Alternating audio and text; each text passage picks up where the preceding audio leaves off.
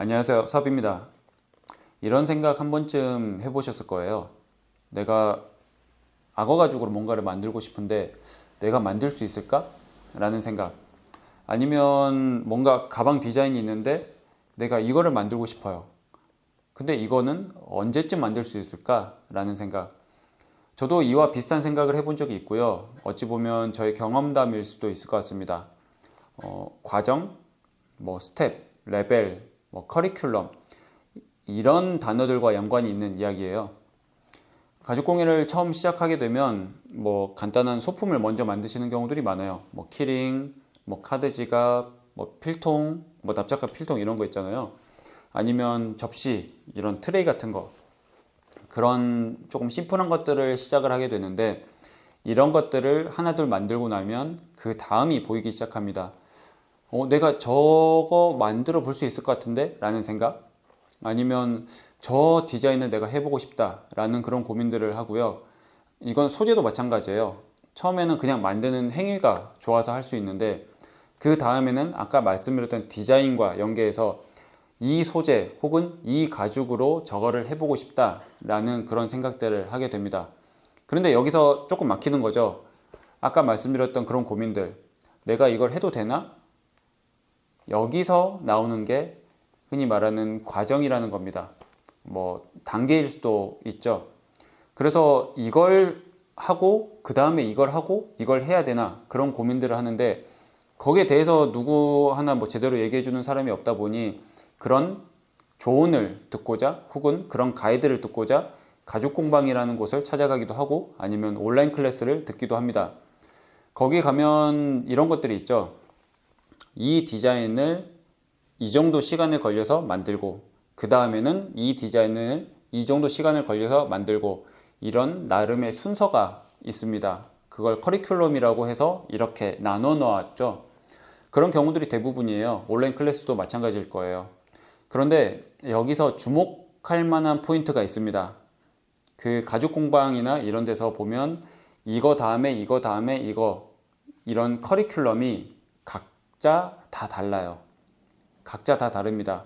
그러면 그 각자 다른 수많은 종류의 커리큘럼 중에서 내가 정답을 찾는 게 아니라 각각이 정답이라는 소리 혹은 각자 다 다른 정답이라고 생각을 하시면 편합니다.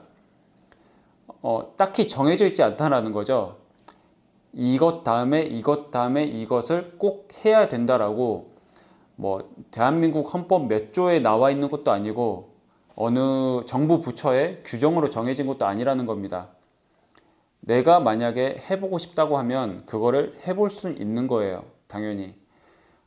내가 뭔가 이제 가죽공예를 배울 때 뭔가 공방에서 배우는 그런 것들만 하진 않을 겁니다.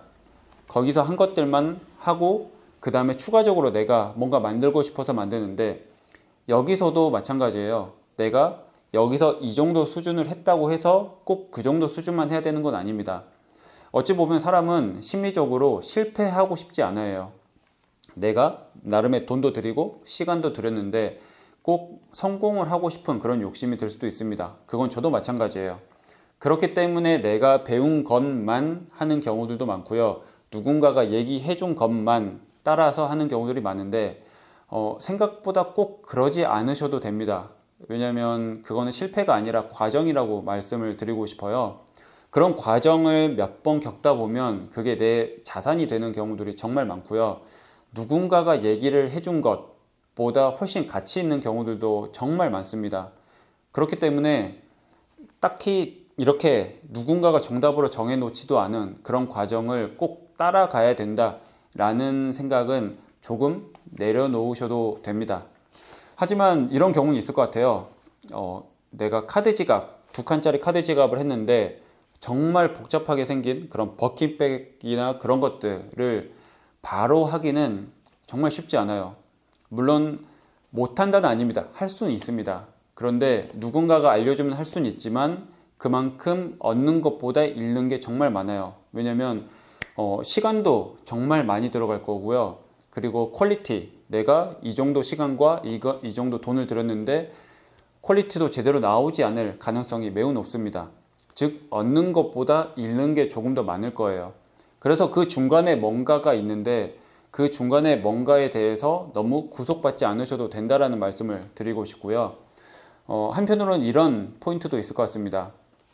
내가 나름의 취미로 만드는 것들은 그렇게 시도도 해보시고 나름의 과정을 겪으면서 레벨업을 해보셔도 됩니다. 그런데 내가 돈을 받고 만드는 거다라고 하면 그 가치만큼 온전한 것을 줘야 되는 거잖아요.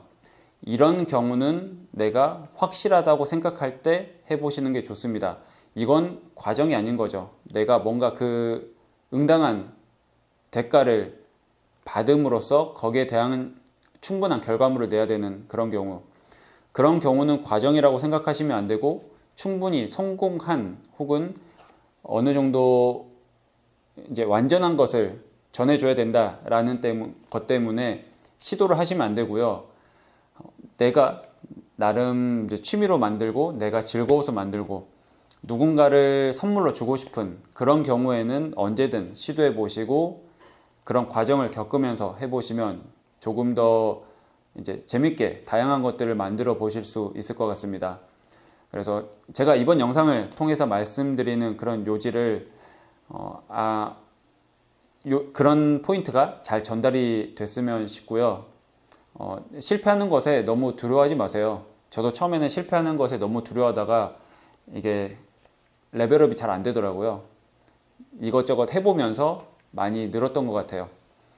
다음에는 다른 영상으로 찾아오겠습니다. 감사합니다.